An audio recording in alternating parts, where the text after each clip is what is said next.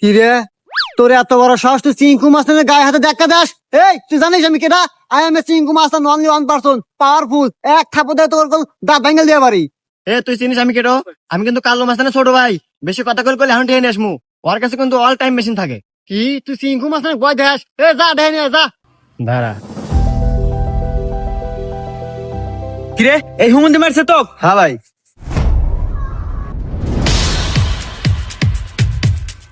ভাই ভাই আমি ভুল করে এলাছি ভাই, আপনার মেশিন ভাই হরেন না ভাই, আমার গুলি হরেন না।